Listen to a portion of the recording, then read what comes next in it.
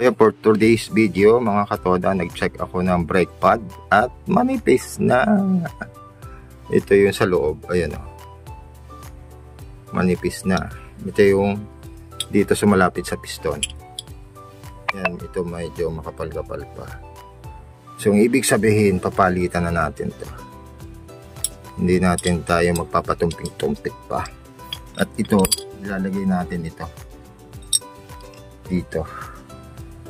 Doon sa pagitan nito, pagitan yan, nakasuot to. Ayan, okay. So mga katoda, ito ay dito sa loob, ayan, pag ganun, itong ulo, ayan, nakita nyo yung ulo na yan, dito yan sa kapila, pag ganun, ayan, nakasuot na ganyan, tapos nakapin. Ngayon, kung hindi nyo maisuot yung pinakang brake pad, itong brake pad, nakalagay naman to dito, ayan, uunahin yung isuot dun sa ilalim, pag ganon, ayan.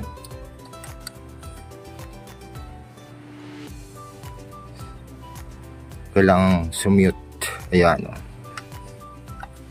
Nakashoot dun sa ano, sa loob.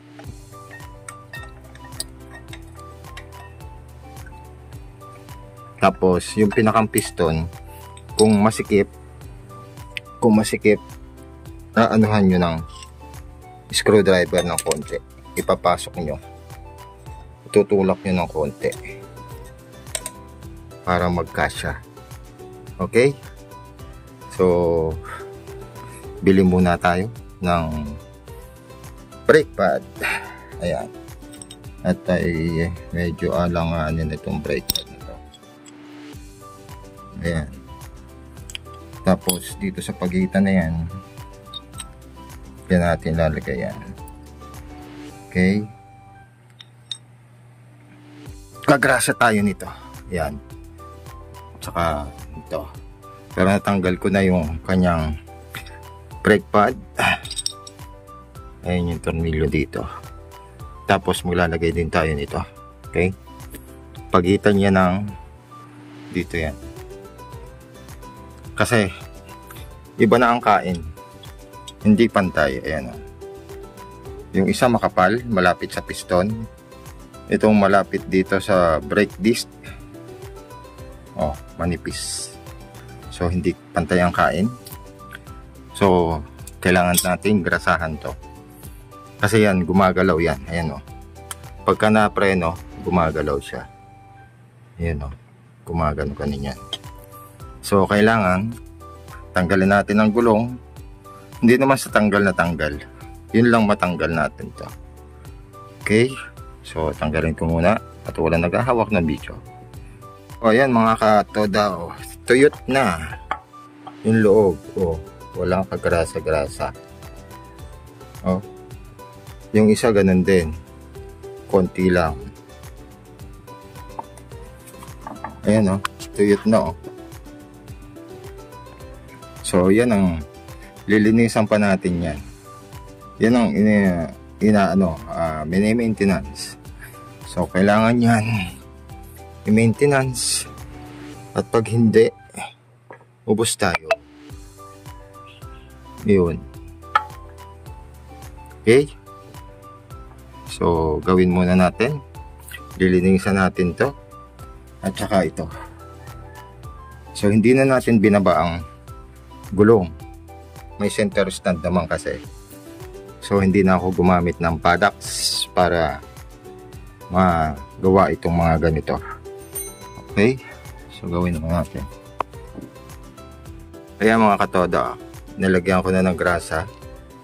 Diyan yan sa kabila, yung kabila, ayan, nilagyan ko rin ng grasa.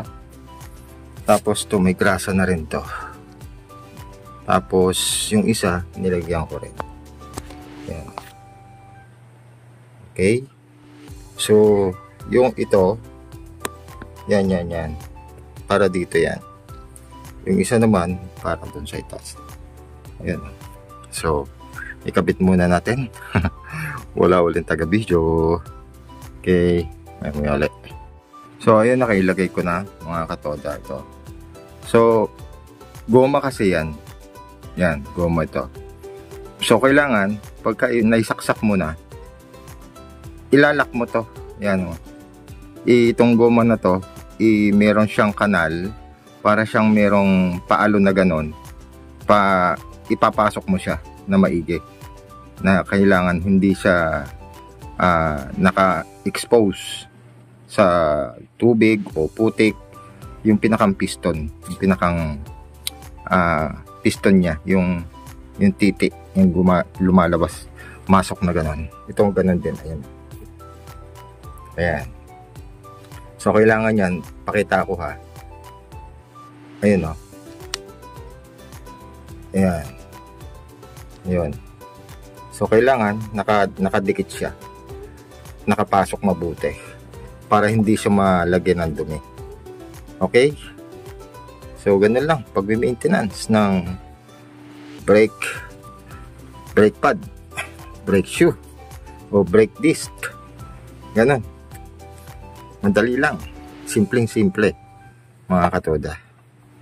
Okay? So, ibalik na din natin ulit. Pinakita ko lang sa inyo yung paggagrasa nito. Pagtatanggal. So, kailangan, hindi nyo na kailangan ibaba o gumamit ng kung ano-ano o baklasin itong gulong. Sa simpleng bagay lang ay magagawa natin. Dahil kay center stand kasi ako, kaya hindi ako gumamit ng paddocks. Okay, so ilalagay na natin muna pansamantala itong ating ilalagay, at ang ating main topic ay ito. Yan, maglalagay tayo din dito. Yan, pero manipis lang, hindi pwedeng makapal, dahil pagka makapal baka naman yung pinakang brake pad ay hindi na lumapat dito. So maliit lang, ayan o, wala, half ano lang to, wala pang 1 inches, 3/4, yun. Pero ano, siya, nakabuka. Pero pagka piniga mo, ayun, nagiging 1/4 na lang. So abot na yan, kaya yan. Parang tulong to para bumuka yung brake pad. Okay, kabit muna natin lahat, mga katoda. Ayan na mga katoda, na ilagay na natin. At okay na siya. Paikutin natin. Okay. Humihinto pa. Ayun o, naitulak siya o. Kita nyo ba?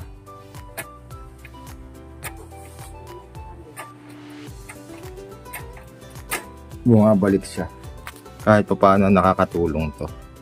At saka higit sa lahat, yung ito, nalagyan na natin ng grasa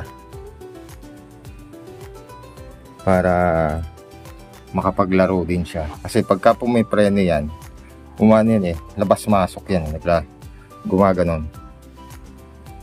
So okay na, mga katoda. So yun lang yung nalagay ko. Ito, testing.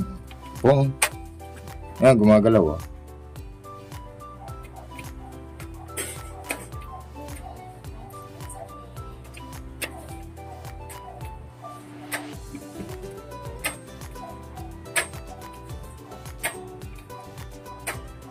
Oh, ayos. So please subscribe to my YouTube channel, mga katoda. Maraming salamat. At ayan ang grasang ginamit ko. Wala na akong grasa pala. Ayun o, dito lang ako kumuha, mga katoda. Ayan o, meron pa ako dito. Baka may gusto. May gusto. Ayan. Oo, ayun pa. Oo. Ayan yung spring na inilagay natin dito. Ayan. Okay. So, screenshot. Okay.